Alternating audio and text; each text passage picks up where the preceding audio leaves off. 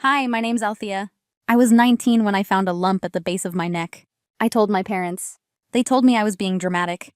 For 7 months, they called it anxiety, attention-seeking, just another phase. But I wasn't pretending. What hurt more than the pain itself was the silence. The people who were supposed to love me most decided my suffering was nothing more than a performance. At family dinners, they laughed. My father joked about WebMD. My mother told neighbors I was fragile. They even told doctors not to scan me, burned the reports, erased the proof.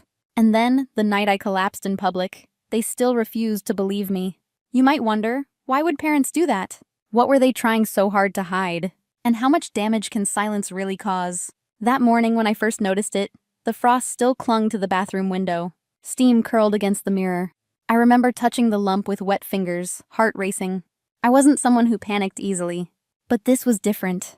Different enough that I should have known my life was about to change. What happened next made me realize the lump wasn't the only thing growing. So was the distance between me and the people I called family.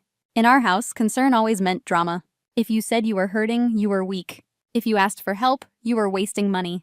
When I mentioned the lump again, Dad didn't look up from his paper. Let me guess, WebMD told you it's terminal. A week later, unloading groceries, I tried again. Mom, it's bigger, I can feel it. She didn't blink. Stop Googling stuff, Althea. You'll give yourself a stroke. From the porch, Dad boomed. Remember the ER bill from last year? $300 for a doctor to say you were anxious. Neighbors probably heard. That was the point. Last year, it was chest pain. They called it panic. They never let me forget. But this wasn't panic. This was real. Still, their eyes told me I was guilty of overreacting. At night, I stared at the ceiling, wondering if they were right. Maybe I was paranoid. Maybe I was just too much. But the lump didn't care. It grew until I felt it pressing every time I tilted my head. So I went to a free clinic, bus ride through the snow. The nurse didn't laugh. She pressed my neck gently and said, "You need an ultrasound." Her tone gave me hope. For about a week. Then the bill arrived. $75. That was all. But Dad slammed it on the kitchen table like it was betrayal. So you sneak off and waste money? You think it grows on trees? It was 75, I whispered. He cut me off. Next it'll be MRIs, surgeries. You think we'll pay for your drama? That night he cut my gas card, locked the account, and with a voice colder than the snow outside said, "Earn it first." I didn't cry. I just touched the lump in the dark kitchen, remembering the nurse's words. Early detection mattered. And I realized then, they weren't protecting me. They were erasing me. And when my mother burned the clinic report in the fireplace, I finally understood just how far they'd go to keep me silent. After that night, I stopped asking. I wore my hair down, scarves high around my neck. It was easier to hide than argue. In silence, I became two people. The agreeable daughter at dinner, and the girl who wrote symptoms in a notebook, hidden under her mattress. January 24th, sharp pain turning left. January 27th, numbness in fingertips. January 30th, report burned, no apology. The notebook became my only witness. At work, I said it was just a knot. At home, I laughed at Dad's jokes. I performed normal, and they believed it. But the ache grew louder, like a drumbeat beneath my skin. One evening, as the fireplace flickered, Mom held a folded page. The clinic report I'd hidden. She must have searched my room. "You've been keeping secrets," she said. I whispered. I didn't want another fight. Her smile was thin. "You've always had a flair for melodrama." Then she dropped the page into the flames. Ink curled, black smoke rising. "You won't poison this family with paranoia," she said. "One more stunt like this and I'll make it psychiatric." Then she walked away. I sat frozen, watching the last corner turn to ash. That was the night I understood. They weren't just ignoring me. They were erasing me. So I learned to play along. Smile at dinners. Not at weather talk. The performance became second nature. But in the margins of my notebook, my handwriting grew darker. Every detail. Every word they said. And then came the first sign I couldn't hide. At my grandfather's birthday, the room spun. Mom gripped my elbow, dragged me into a storage room. "You need to pull it together," she hissed. "I'm trying," I whispered. Her eyes flashed. "I don't care. Smile or leave. I won't let you ruin this family's name," I whispered. "You care more about appearances than my life." The slap came quick. Not loud, but sharp enough to burn. She adjusted her bracelet. "Fix your face, or don't come back." I left. Walked 2 miles home in heels, the cold biting harder than her silence. That night, I wrote one sentence until the pen tore the page. Next time they look at me, I want them to see the ashes. I thought the worst had already happened. But when I collapsed in public, strangers believed me more than my own parents ever had. The collapse came on an ordinary Saturday. I was shelving books when the floor tilted beneath me. Light fractured into spinning dots. Then darkness. When I woke, I was lying in the snow outside. "Stay with me."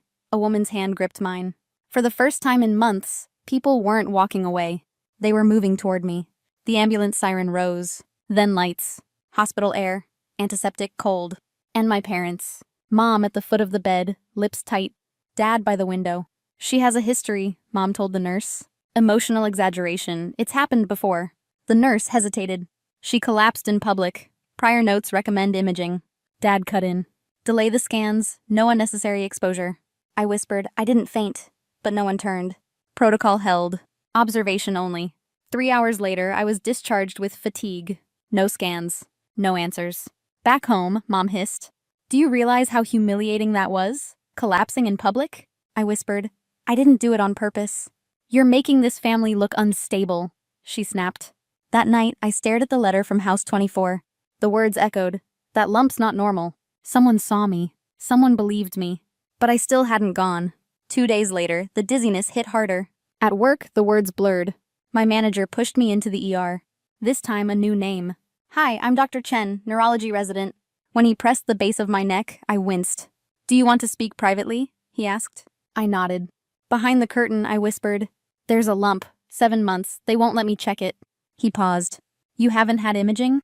I shook my head. His voice was steady. "You don't need permission to be taken seriously." That night, he coded an MRI himself. 30 minutes inside the machine, the clicks hammered in my skull. Every second I thought, what if it's nothing? What if I am crazy? Then Dr. Chen rolled in the monitor. "There," he pointed. A dark mass pressed against my brainstem. "It's why you're dizzy. Why you fainted. Why you're in pain." My throat tightened. "You weren't faking anything," he said. "And now we act."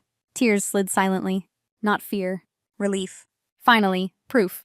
I looked at him, voice steady. "Then let's begin." But just when I thought the nightmare was ending, a recording surfaced. And it proved my parents weren't just neglecting me. They were conspiring against me. The message came on a Thursday morning. A voice memo from my cousin Noor. 16, maybe 17. She never reached out without reason. At first I heard clinking silverware. Then a voice, sharp, familiar. My mother. "If you let her think it's real, it becomes real." Laughter followed. "Griffin, my uncle. She thinks she has a tumor now. Next week it'll be a heart condition." The memo ended. I sat very still. They hadn't misunderstood me. They had denied me. And now I had proof. I forwarded the file to Dr. Chen, then to Reina, my patient advocate. No commentary. No begging. Just evidence. That night I built a folder on my laptop. Not faking it. Inside, MRI scans, receipts, clinic slips, my symptom logs. The voice memo. Everything dated, undeniable. This wasn't about asking for care anymore. It was documentation. For survival. For justice. Days later, my parents showed up for my follow-up. Mom's voice was crisp. "We'll come back with you." "No," I said, steady. She blinked. "You don't make the rules, Althea." "Yes, I do." Her face flushed. Dad stiff beside her. Dr. Chen appeared, glanced at me. I nodded. He guided me inside, leaving them behind. For once, the room felt different. Not tension. Truth. Reina slid a paper across the table. Legal contact. For patients who've faced systemic neglect. I folded it once, then twice. Didn't hesitate. A week later, in her office, I handed over the flash drive. "This isn't just delayed care," she said quietly. "This is obstruction. Neglect." I nodded. "I know." That night, I typed the transcript of the recording, each word on its own page. I slipped it into a manila envelope, marked the front. For the day they tried to deny it. 2 mornings later, Noor called, her voice shaking. They cornered me at brunch, said I doctored the recording, told me to apologize. My chest tightened. "What did you say?" She paused, then stronger. "I told them they weren't protecting a family. They were protecting lies." I closed my eyes, pride and sorrow colliding. She was 16, and standing taller than adults who should have known better. That night, I whispered to the quiet, "They don't get to speak for me anymore." But my parents weren't done. They took their version public, and turned my suffering into a performance for television. They tried to take their version public. A morning talk show teased the segment. Parents who saved their daughter from health anxiety. There they were. My mother in lavender, camera ready. Griffin smirking. "We helped her overcome hysteria," Mom said. I muted the TV. The next day, the segment was gone. Dr. Chen and Reina had sent producers the real files. My MRI scans, the voice memo, my records. The show apologized. Sponsors withdrew. My parents vanished from the spotlight. For once, I wasn't the invisible one. I didn't gloat. Instead, I wrote, I wasn't faking it. It wasn't dramatic, just truth.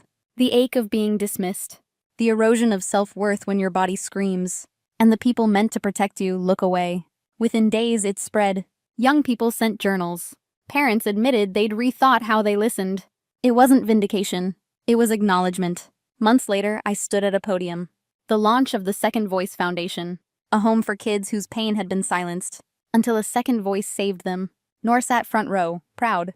The woman from House 24 was there too. I said, I'm not a survivor because I fought back. I'm a survivor because I stopped waiting for permission to exist. Silence. Then, one by one, they stood. Not polite applause, recognition. Later, I hiked to a childhood lake. The water was still, sky wide, scar behind my ear catching wind. For the first time, I wasn't apologizing. I was living out loud. Sometimes the people who should protect us become the ones we need protection from. But truth doesn't vanish when ignored. It gets louder until it can't be denied. Have you ever been dismissed when you tried to speak your truth? Share your story in the comments. And if this resonated, subscribe for more real stories. Because your voice matters here.